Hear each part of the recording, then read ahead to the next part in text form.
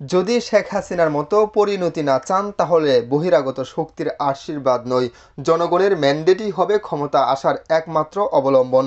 শনিবার বিকেলে কুমিল্লার মুরাদনগর উপজেলার দুর্গারাম সরকারি উচ্চ বিদ্যালয় মাঠে সংবর্ধনা অনুষ্ঠানে একথা বলেন অন্তর্বর্তী সরকারের উপদেষ্টা আসিফ মাহমুদ সজীব ভুঁইয়া।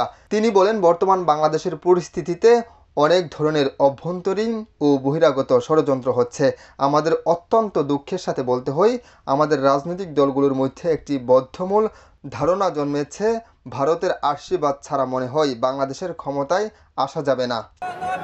আপনারা যদি মনে করেন ভারতের আশীর্বাদ ছাড়া এদেশে ক্ষমতায় আসা যায় না, তাহলে বলতে হয় শেখ হাসিনার থেকে বেশি কারো প্রতি ভারতের বেশি আশীর্বাদ ছিল না। সেই শেখ হাসিনার কি পরিণতি বাংলাদেশের জনগণ করেছে তখন স্পষ্টভাবে আপনারা দেখতে পাচ্ছেন।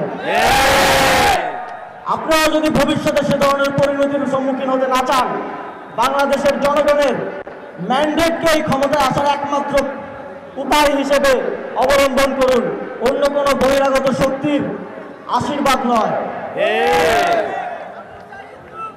বাংলাদেশের জনগণের ম্যান্ডেটই হবে যে কোনো রাজনৈতিক দল কিংবা সরকারের ক্ষমতায় আসার একমাত্র অবলম্বন। তিনি আরও বলেন, পতীত সরকারের সময় কুমিল্লাকে বিভিন্ন সময় বঞ্চিত করা হতো। এই অঞ্চলের দাবি কুমিল্লাকে প্রশাসনিক বিভাগ করার আলোচনা করব এবং দ্রুত বাস্তবায়নের জন্য প্রচেষ্টা নেব। আমিও বলবো, যদি এখানে বিভাগ হয় তাহলে কুমিল্লার নামেই হবে। পতিত সরকারের সময় নানা কারণে কুমিল্লাকে বিভিন্নভাবে বঞ্চিত করা হতো।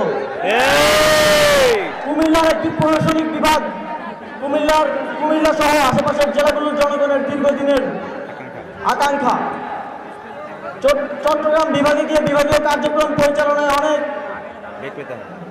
বেগ পেতে হয় এই অঞ্চলের জনগণকে, এবং সে বিষয়ে সরকার বিভিন্ন উদ্যোগও নেওয়ার প্রস্তুতি ছিল।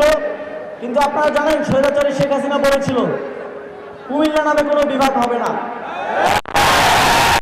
কিন্তু আমরা স্পষ্টভাবে বলতে চাই, এখানে কোনো বিভাগ হলে সেটা কুমিল্লার নামেই হবে। এবং আমি সরকারের সর্বোচ্চ নীতি নির্ধারকদের সাথে কুমিল্লাকে একটি প্রশাসনিক বিভাগে রূপান্তরের জন্য আলোচনা করব এবং অতি দ্রুত সময়ের মধ্যে তা বাস্তবায়নের জন্য প্রচেষ্টা করব। অনুষ্ঠানে কুমিল্লার অন্যান্য জেলার বৈষম্য বিরোধী ছাত্র আন্দোলনের অংশ নেওয়া কুমিল্লা জেলার বাসিন্দা মোট ৩৫ জন শহীদকে অর্থ সহযোগিতা প্রদান করা হয়। সমন্বয়ক তরিকুল ইসলামের সঞ্চালনায় অনুষ্ঠানে বক্তব্য রাখেন মুরাদনগর উপজেলার বিভিন্ন রাজনৈতিক দল, ছাত্র সংগঠন এবং বিশিষ্টজনেরা।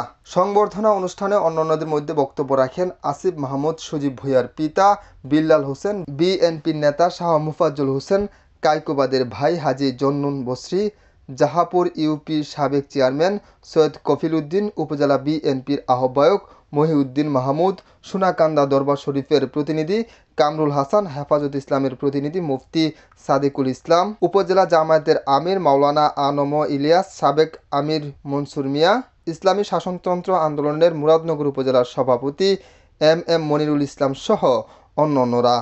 মঈন নাসের খান, আমার বার্তা, কুমিল্লা।